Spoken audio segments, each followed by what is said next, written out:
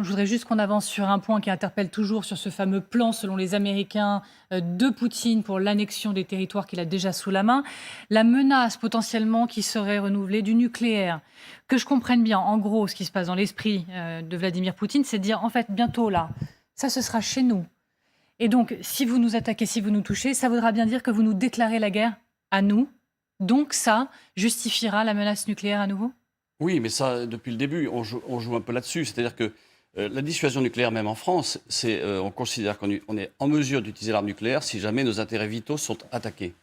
En fait, pour les Russes, c'est à peu près la même chose, finalement. Et finalement, pourquoi est-ce qu'on n'attaque pas la Russie aujourd'hui? C'est parce que la Russie dispose de cette arme nucléaire. Et pourquoi certains pays comme l'Iran veulent en disposer? C'est pour éviter d'être attaqués un jour, comme les États-Unis ont attaqué l'Irak. Et pourquoi la Corée du Nord s'équipe d'une arme nucléaire? C'est pour la même chose, pour éviter qu'un jour la Corée du Sud ait l'intention d'attaquer la Corée du Nord. Donc en fait, derrière cette arme nucléaire, c'est faire une guerre en dessous du niveau nucléaire.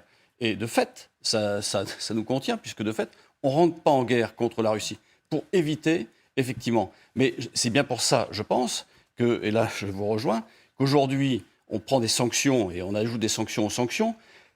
En septembre, octobre, les Français vont bien voir les conséquences sur l'économie. On voit déjà l'inflation, on voit déjà le prix de l'énergie. Donc oui, ça a des conséquences directes. En gros, donc, si je fais la somme de l'équation, s'il arrive vraiment à l'annexion des territoires, ce sera un point de non-retour, parce que du coup, il dira c'est chez moi, donc dissuasion nucléaire justifiée, et donc on n'ira pas parce qu'on n'est pas co-belligérant et qu'on a dit depuis le début qu'on ne rentrerait pas en guerre. Ce serait fini, en fait. Il n'y aurait pas de retour possible.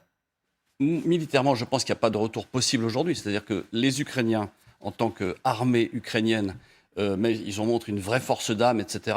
L'Europe, les États-Unis surtout, l'équipe militairement avec des armes de très grande précision, ce qui a permis effectivement d'avoir des vrais résultats contre l'armée russe.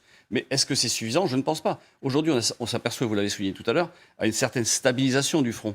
Alors, ils avancent par petites escarmouches de quelques cent mètres, centaines de mètres. En fait, on se retrouve finalement à une espèce de guerre, version Première Guerre mondiale, où les gens s'enterrent et on crée des lignes défensives pour éviter que l'adversaire n'avance, des deux côtés d'ailleurs. Donc aujourd'hui, on en est là. Qu'est-ce qui se passera demain, le jour où il y aura un cessez-le-feu? Mais d'ailleurs, j'ai l'impression que les Russes, d'ailleurs, ne veulent pas d'un cessez-le-feu aujourd'hui.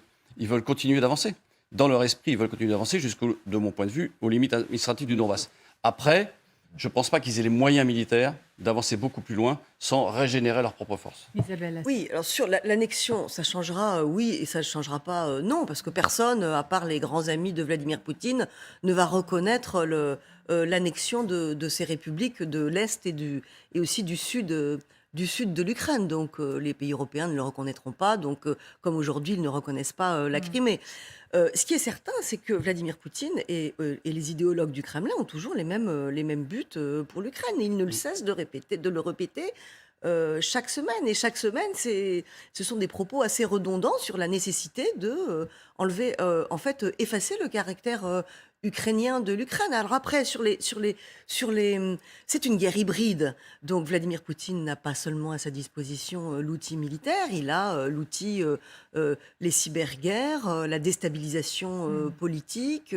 Et en fait, il peut Économique, tout on le à voit fait. ensemble. C'est pas parce qu'il n'a plus les moyens de conquérir du territoire dans les semaines qui viennent qu'il n'a pas perdu son but d'en fait de faire tomber l'Ukraine politiquement d'une manière ou d'une autre. Vladimir Poutine n'a jamais sans doute rêvé de pouvoir occuper militairement toute l'Ukraine, en tout cas pas depuis le raid raté à Kiev. Par contre, il a toujours sans doute pour ambition de décapiter le pouvoir et de mettre à la place une marionnette comme il l'a fait, comme il essaye de le faire en Géorgie, comme il le fait ailleurs. Et il l'utilisera en fonction des opportunités qui lui sont offertes et en fonction de la puissance, de possibilités de rebond de son armée, une manière ou une autre pour soumettre l'Ukraine. C'est ça surtout, soumettre l'Ukraine, en refaire une zone tampon entre la Russie et le monde occidental. Irina Dmitrichine, est-ce que vous dites, là vraiment, depuis le début, le temps est compté, et même par seconde, bien sûr, mais s'il y a annexion, s'il y arrive, vous dites, ça voudra dire point de non-retour, parce qu'effectivement, il pourra dire menace nucléaire, parce que c'est chez moi, donc vous êtes des co-belligérants. C'est votre crainte profonde, là, qu'en septembre, en gros, ce soit terminé pour le Donbass?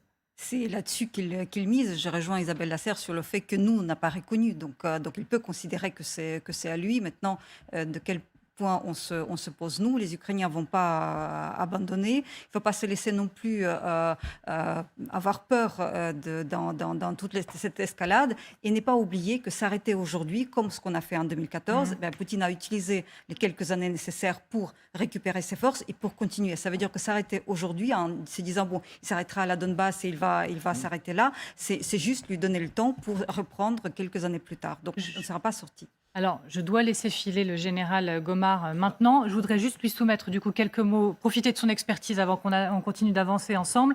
Je voudrais qu'on revienne sur les mots de M. Lavrov aujourd'hui, qui a donc dit que la géographie est différente. Maintenant, dans le conflit, ce ne sont plus seulement les républiques populaires du Donetsk et de Lugansk, ce sont aussi les régions de Kherson et Zaporijjia qui sont donc visées.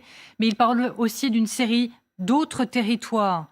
Il dit que la Russie ne se concentre plus uniquement sur l'est du pays. Que faut-il lire, que faut-il voir, surtout craindre pour la suite? Alors, en fait, ils continuent à bombarder sur tout le pays. C'est-à-dire qu'ils continuent à bombarder quoi? Ils bombardent, j'allais dire, des dépôts de munitions, des zones d'entraînement. Est-ce que leur objectif, c'est de conquérir toute la rive droite du Dniepr? Je n'en sais rien, en fait. C'est difficile de savoir. C'est que, de mon point de vue, aujourd'hui, militairement, ils ont sans doute les moyens d'aller jusqu'aux limites administratives du Donbass. Aller plus loin, il va falloir qu'ils se régénèrent. Ce que vous disiez est tout à fait exact. C'est-à-dire que dans 8 ans, 10 ans, il remettra peut-être le couvert. Mais aujourd'hui, qu'est-ce qu'il est capable de faire militairement? Certes, il a gardé des réserves, certes, il n'a pas mobilisé, donc il est sans doute capable d'aller plus loin. Mais enfin, en tous les cas, les sanctions vont lui empêcher de construire un certain nombre de matériel très moderne, parce qu'en fait, il y a des éléments pour construire ses propres outils de guerre qu'il achetait autrefois dans l'Est ou dans d'autres pays qui aujourd'hui, et qui ne peut plus faire aujourd'hui. Donc en fait, oui, il ira, je ne sais pas ce que ça vise, mais en tous les cas, ils sont décidés à aller sans doute au-delà. Alors est-ce que c'est pour nous faire peur, on dit attendez, on va continuer? Vous savez, c'est dans la menace, ce que disait Isabelle Lasserre, c'est-à-dire qu'en fait, on est dans la propagande, on est dans la guerre de déclaration, la guerre des mots, la guerre des images. C'est ce qu'on essaye de sous-peser chaque jour et chaque heure, à chaque fois, entre le discours et les actes et la volonté. Je vous remercie beaucoup, Général, d'avoir été avec nous ce soir. Bonne soirée. C'est Géraldine Wessner.